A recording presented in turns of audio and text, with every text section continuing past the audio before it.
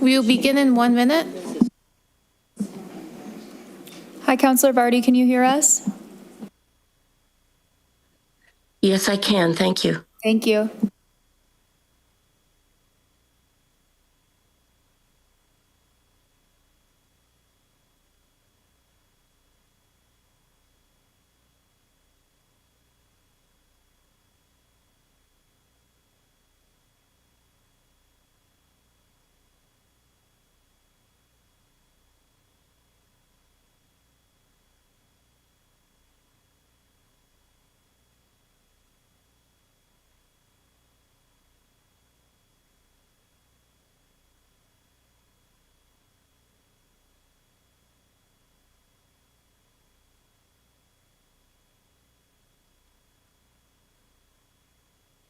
Good evening. I'd like to call to order the special council meeting of November 24th, 2025. Niagara Region and Grimsby are situated on treaty land. This land is steeped in the rich history of the First Nations, such as the Hattaway-Wendourong, the Haudenosaunee, and the Anishinaabe, including the Mississaugas of the Credit First Nation. There are many First Nations, Métis, and Inuit people from across Turtle Island that live and work in Niagara today. The regional municipality of Niagara and the town of Grimsby stand with all Indigenous people, past and present, in promoting the wise stewardship of the lands on which we live. Are there any disclosures of pecuniary or non-pecuniary interest? Seeing none, can I have a mover and seconder to approve the agenda? Moved by Councillor Frake, second by Councillor Bradsey. Moved by Councillor Frake, second by Councillor Bradsey. Resolved that the agenda for the special council meeting of November 24th, 2025 be approved. All in favor? That's carried. Can I have a mover and seconder to get the 2026 budget report on the floor for discussion? Moved by Councillor Howe, second by Councillor Davoli. Moved by Councillor Howe, second by Councillor Davoli. Tony, please go ahead with your, to introduce the report. Thanks. Thank you. Good evening. This report is just a housekeeping report, the purpose of which is threefold. First, it's to meet our legislative reporting obligations under Ontario Regulation 28409. That permits municipalities to exclude specific expenses from the annual budget, such as amortization expenses and post-employment obligations, provided that Council receives a summary outlining the impact of these excluded expenses. The second is to get the funding for the Grimsby Community Development Grant Program approved. Staff are recommending the 2026 grant program be funded from the 2025 year-end surplus, if available, to support community-based initiatives that align with Council priorities. And the third is to get Council approval to proceed with the necessary budget bylaws, which will come forward to the December 1st, 2025 Council meeting. Thank you. Thank you, Tony. Any questions or comments from Council? Councillor DeFlavio. Thank you, Mayor. Through you, I don't know if this is the time to ask this question. I have a question about the process. So this year's timeline for the budget put the budget in the middle of October, which every 4 years would put the budget in the middle of an election season. So I'm concerned about, going forward, what this looks like next year, because it'll be right in the middle of a municipal election. So how is this timeline going to be sustained on a year-to-year basis if every 4 years the budget falls during an election cycle? It was just something that came up as a result of the date. Sorry.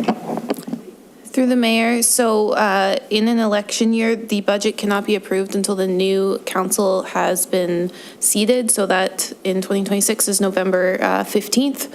So the budget will have to come forward after that date, but staff will be working behind the scenes to have everything ready to go, and that will likely be one of the first things to be addressed by the new council.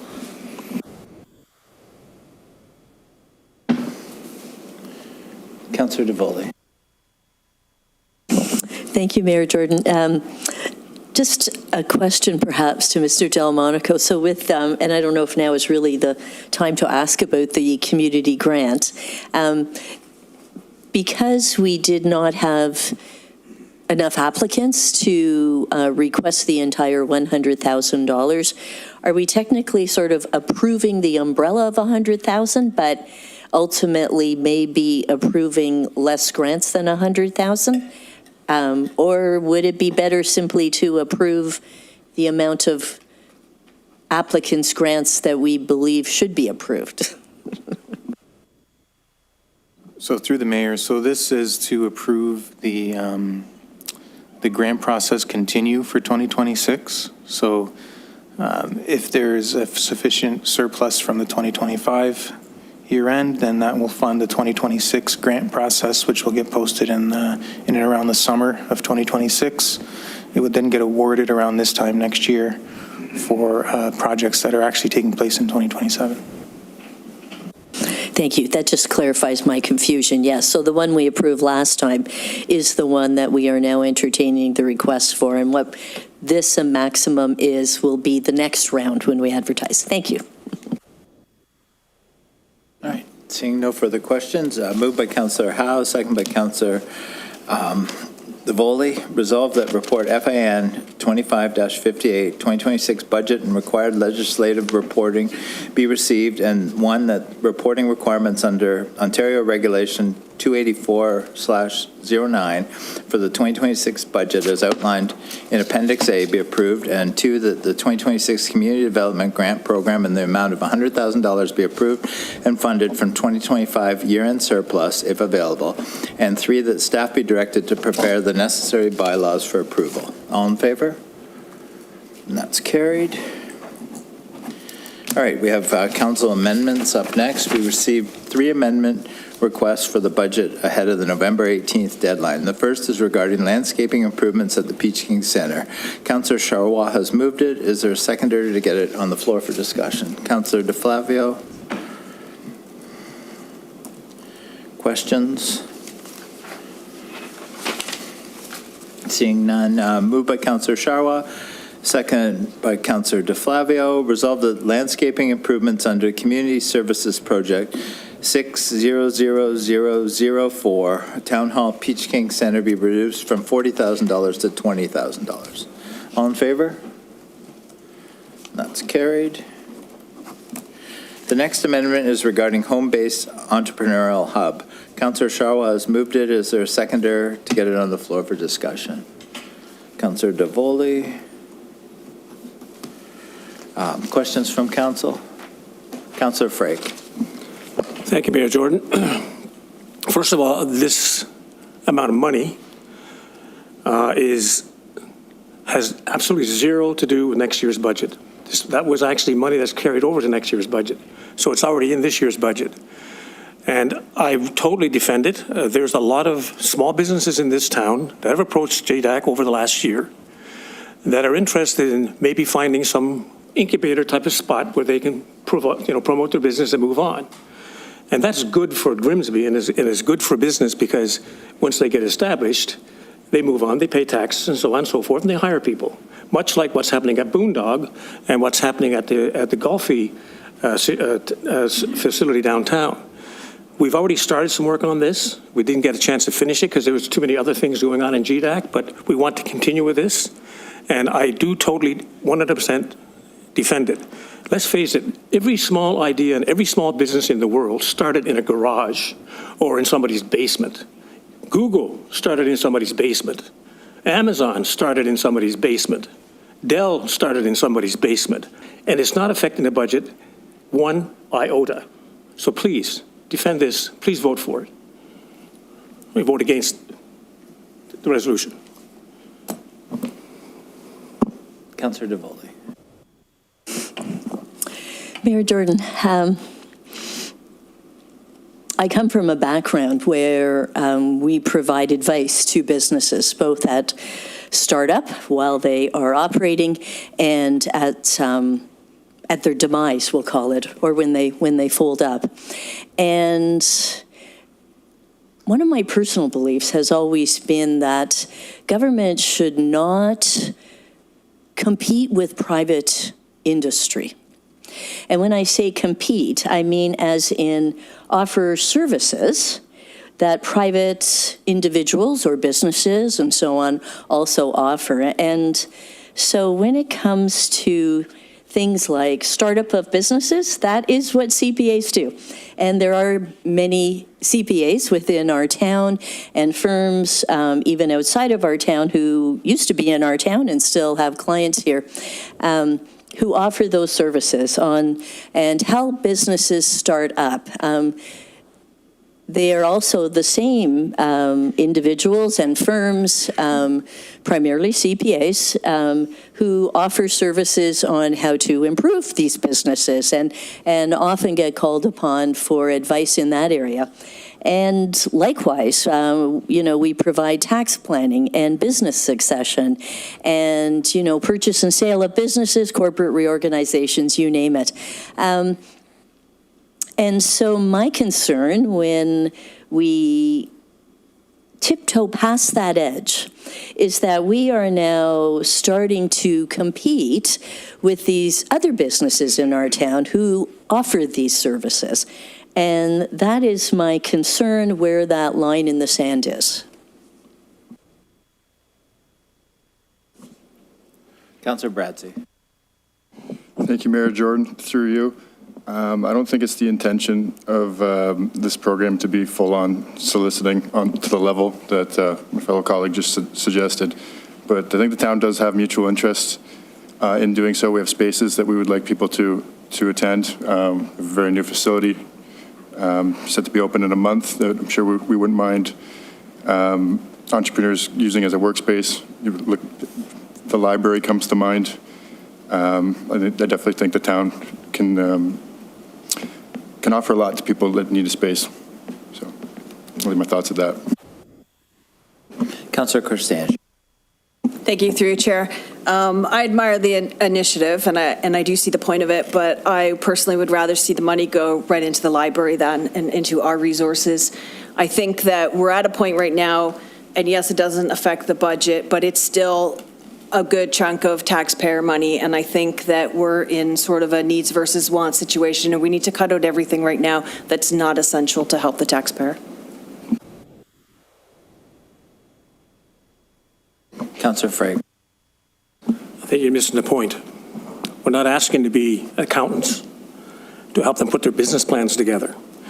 And we're not asking to add to next year's budget. It's already been approved this year. So we want to move it forward to next year. We're looking at putting together a strategy to attract small businesses to come out of their basements and come out of their garages to go into places like the Golfi incubator facility or Boondock, and maybe work with some of our commercial builders to create maybe an incubator park. I mean, there's work to be done. Economic development is exactly that, economic development. Small businesses become big businesses, and then they pay taxes. So we get it back at the end anyways. So we're not suggesting we finance them or do their books for them. That's not what we're suggesting. We're suggesting putting together a strategy plan to pull them out of their cubby holes and put them in the limelight. Maybe introduce them to a supplier, maybe introduce them to another partner, maybe introduce them to another customer, et cetera, et cetera. That's what we do. And that's what economic development is all about. And that's what the town's all about. And we want to stick our heads in the sand and pretend that doesn't happen, well, then we're wrong. I'm sorry. I come from a business community, and you kind of encourage these folks to come forward and get out of their comfort zones and get out into the community and start paying taxes. So anyway, I leave it at that. Thank you. Councillor DeFlavio. Thank you, Mayor. Through you. I honestly didn't even notice this in the budget, I'm going to be completely honest, until it was brought up on the agenda. I see both sides. I understand it's from a previous budget moving forward, so it has no impact on the levy. At the same time, I don't know what you can do for $25,000. So I'm curious, about how that $25,000 is broken up. I don't want to belabor the discussion, because $25,000 in a multi-million-dollar budget is, it's not hugely significant. But I would like to know, what the goal is with the $25,000. Councilor Frake, you've kind of scratched the surface on it, but, you know, what is the intent, I guess, is my question through you, Mayor. The intent Frank, is to... Frank might be on. Frank, do you want to add to that? Yes, Mr. Mayor. The purpose of this program, and many other communities have a similar programs, is that you need to really gather the data and analyze the data. We don't know how many of small businesses are in garages and or working from home. So that's number one. Determining all that information is key. Then, of course, it's not really about startups or helping them to start up their facilities. They've already started up their facilities, so that's not our intent. The intent of the program is to leverage government and community resources, really. And of course, the transition from the garage to a small office space in Boondog or Bright Workspace is one thing, but we also have other opportunities, such as on Iroquois Trail. There are 2 acres of land there that developers thinking of developing next year. About 32 or 35,000 square feet of multiple occupancy units, ranging from the size of approximately 1,500 to 3,000 square feet. These are designed to accommodate those particular garage home-based businesses that want to leave their home and start a small micro enterprise. So that was the intent of this program. But in order to leverage that, we need to know who these businesses are and how we can help them. That's the intent of it. And that is just one of the main parts of the project.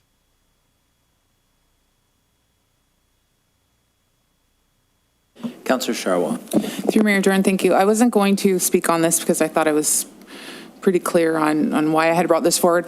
But Frank, you didn't really clarify where the $25,000 is going. So is it $25,000 that's going to just find out who's in their basement, who needs to get out? How exactly are you going to use the $25,000?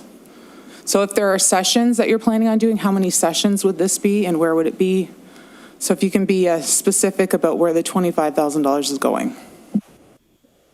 Right. So data gathering obviously is one component. I believe we've identified about $10,000 for that.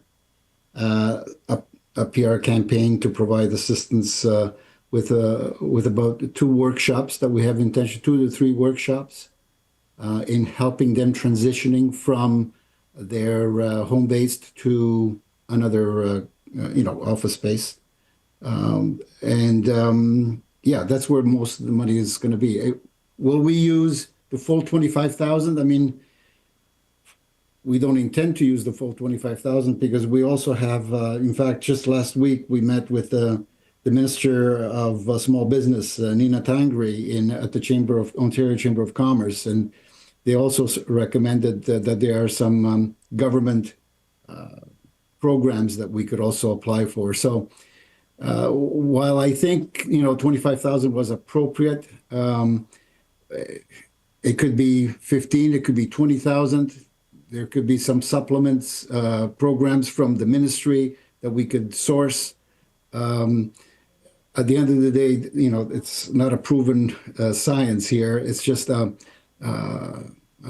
step at a time, trying to figure out who they are and how we can get them to another element of expanding their business to an office or multiple occupancy unit. So, but anywhere between 15 to 20,000 is appropriate. Okay, thank you. I just wanted to end with you reminding me, thank you, that the Chamber of Commerce is a great place for them to find this information. So, again, thank you. Councillor Duvally. Thank you, Mayor Jordan. Question to you, Frank, still.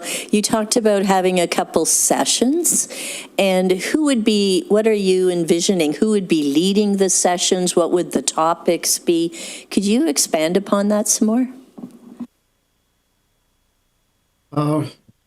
Right now, Councillor, we're dealing with one of our ambassadors, Mr. Foda, and a gentleman that showed a lot of interest on starting a small business, because we did do 2 small business events about a year or so ago, a year and a half ago, that were not that successful. Maybe it wasn't well promoted. We didn't put any money into it, so it didn't go very well.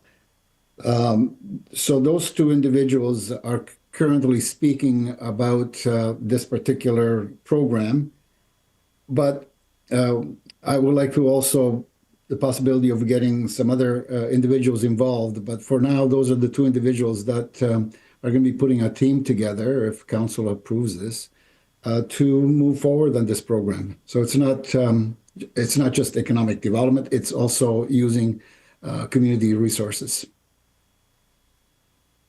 And a follow-up question, if I could. Can you just expand upon the background again of these 2 individuals that would be presenting and their skill set? Yeah, that's a good question. These 2 particular individuals have extensive background in small businesses, on financing a small business, and strategies of expanding their business from a small to medium-sized businesses. So they have, Mr. Fuda in particular has extensive background. He's also in the Chamber of Commerce, and he thinks this is an excellent program. So he's an ambassador. I can send you all the information on his background, but he's got extensive experience in the finance world, and particularly for small micro enterprises. I will say that I don't find my concerns being alleviated. There are many businesses in our town that offer very similar services. And of course, there is the Chamber of Commerce, who also works with small businesses and larger ones in our town. And so I would hate to see us, how can I word this, playing favorites, I'll call it that, where perhaps we have a couple individuals, whether they are business ambassadors or not, that's good that they have a skill set in that area. But, when we draw upon certain individuals to come and head up these seminars, we do so at the very real risk of also then, I'll say, disappointing, and I'm using my outside voice, not my inside voice on this one, of disappointing other advisors who also offer very similar services. And so that would be my concern, that, in our particular case, that, we will have crossed that line in my mind. It is good, yes, to have these businesses come forward. Many of them, obviously, they have to file tax returns, so traditionally they're already seeing accountants of some kind who can provide advice to them, whether it be on financing, next steps, what you have to do along those lines. And so I just have a concern when government, including municipal government, sort of crosses that line of providing or enabling a service that otherwise is available in our town and that these businesses could access. If I may, we're not enabling, we're Councillor encouraging. Frank. There's a big difference. I'm very disappointed in this negative discussion about economic development. I'd like to call the question. Councillor Vardy had her hand up. Councillor fine. Vardy. Thank you. One of the things I think we need to do is to sort of step back a little bit. Excuse me. And look at our tax base overall. And knowing that we're sort of at 89 residential, 11 commercial. And if we're really going to help the taxpayer in the long run, we have to build our commercial. And so we really have to invest in economic development, or we're never going to get there, and we're going to constantly have this problem. Now we've got businesses opening up that have space that could be filled. I'm sure we're not paying these people who are, our ambassadors. Our ambassadors are volunteers, so they're not paying for this. And this doesn't preclude people from going to their accountant.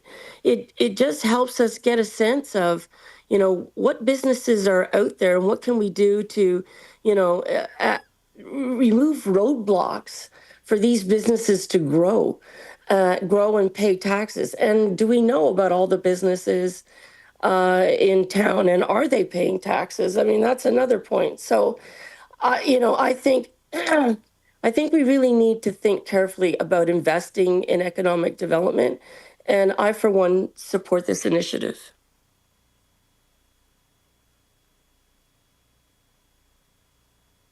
Seeing no further questions, moved by Councillor Charwa, second by Councillor Davoli. Resolved that Project 830010, Home-Based Entrepreneurial Hub Promotion, $25,000 be removed from the operating project list. E-scribe vote, please.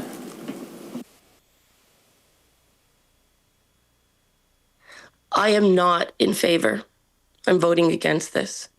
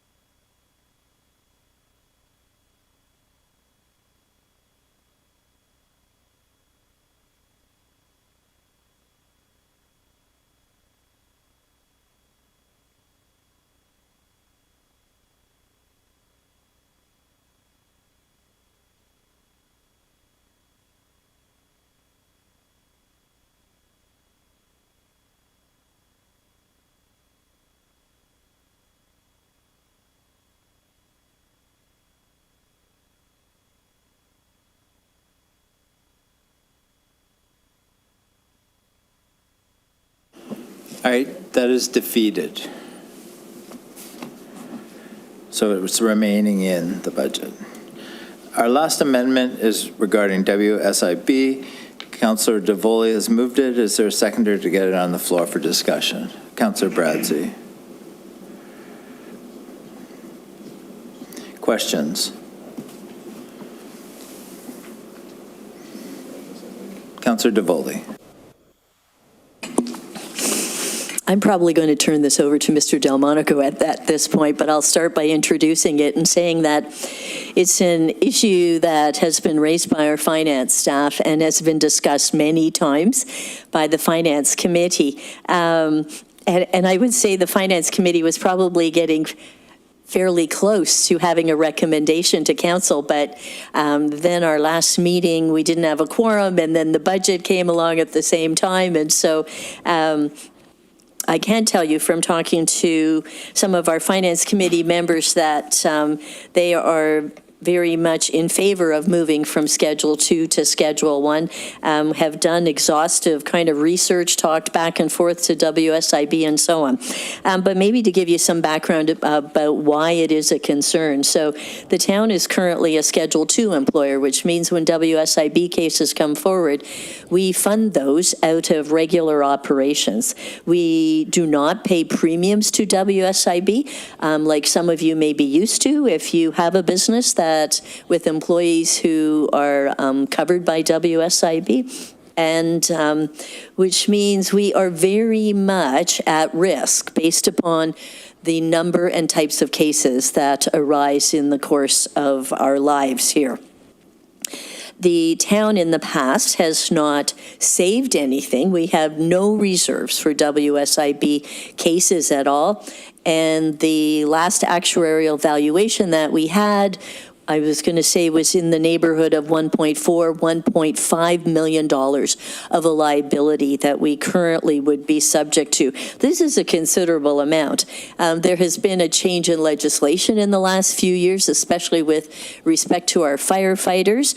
They are still covered, but now the provision is that if they have a case with what is called presumptive cancers, that automatically that is considered to be covered. And so some of those cases are now beginning to surface as well.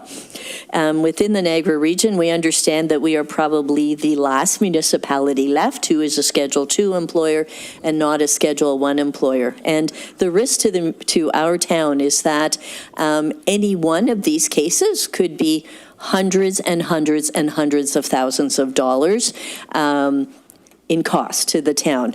And so have looked at, what does it take to become a Schedule I employer, to pay premiums on a go-forward basis, and it is not a small amount neither. So maybe at this point, I'll just turn it over to Mr. Delmonico. That was my lead-in. Yeah, thank you. Through the mayor. So we were quoted at about $420,000 for the premiums for switching to Schedule I. And so what this amendment would do is it would transfer the $100,000 that's been set aside for WSIB in this budget to pay for part of those premiums, with the remaining $320,000 then being funded from our stabilization reserve, with the plan moving forward that the operating budget would be increased by about $100,000 a year over the next 3 years, so that we would slowly build up to have enough to pay for those premiums out of our operating budget without any longer relying on our reserves. So in total, about $650,000 in reserve funding would be used over the next few years, but this plan does enable us to switch to Schedule I sooner rather than later. Councillor DeFlavio. Thank you, Mayor. When we had our one-on-one or individual sessions with staff, I brought up the same idea. If we're going to move there, we should move there as quickly as possible to reduce our liability. It was my perspective of it. The way that our staff has chosen to do that by using the reserves makes me feel a lot more comfortable about it, because it doesn't have a immediate, it's going to have a levy impact, let's be honest, but it's not a huge hit all at once. It's a gradual process, which I like. I think that the point that you made, Councillor Davoli, about the firefighter, the changes to the legislation, is probably the most important one. When we had this discussion in the past, the discussion was always looking at previous payouts. Did it make sense to become a Schedule I employer? And it never did, because we were always better off being a Schedule II employer. Once that legislation changed, that doesn't make sense anymore. We're exposing ourselves to massive liabilities, potential massive payouts. So I think that it makes sense to move there as quickly as possible, and I'm glad that I hope that we are making that decision tonight.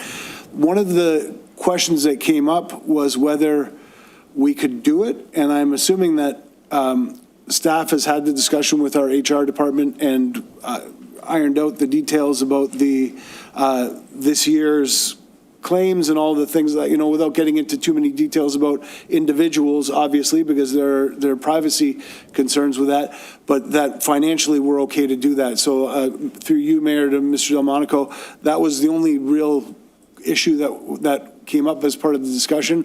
Can I assume that that's kind of been ironed out behind the scenes and we can move forward? So we will be, should this be approved, we will be following up with WSIB. The quote we received was earlier in the summer, so I'm not expecting much of a change in premium there. But just to be clear, once we switch, we would be covered going forward. The existing legacy claims that are currently on the books would still be our own costs to bear. Councillor DeFlavio. Thank you, Mayor. So when you say legacy claims, anything that has already been started as a process, but anything going forward, even if it was somebody that was employed by the town previously, would be covered now that we're Schedule 1. And that's why I was strongly in favor of it, because I want to make sure that we get that potential liability off of our books. Yes, that's correct. Yeah, it would be covered going forward. Councillor Sharwell. Dear Mayor Jordan, thank you. I just wanted to thank Councillor Davoli for putting this forward. I think it's a great idea. You know, anytime we can reduce our liability, we want to do that. And, you know, if this is kind of a trend as far as putting in more claims, I want to make sure that we've eliminated some of those risks or decreased them. So I'm in favor as well.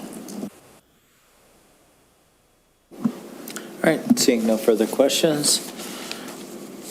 Moved by Councillor Davoli, second by Councillor Bradzi. Resolved that the town switch to Schedule 1 WSIB status in 2026 and use the $100,000 in WSIB funds that had been proposed to be added into the 2026 budget to pay for Schedule 1 premiums, with the remainder of the premiums expected to be $320,000 to be funded from the tax stabilization reserve. All in favor? That's carried. All right. That takes us to the end of our budget, what are they called? Amendments. And as of now, I'm going to waive the veto period. So the budget will be carried this evening. Can I have a mover and seconder for the confirming bylaw? Moved by Councillor Frake, second by Councillor Bradzi. Moved by Councillor Frake, second by Councillor Bradzi. Resolved that leave be given to introduce bylaw 25-68 and that same be read a first time considered and passed. All in favor? That's carried. Great work, everyone and staff included. So November 24th is the earliest the town of Grimsby has ever passed a budget. Good evening, everyone. Meeting is adjourned. Good night. Good night, everyone.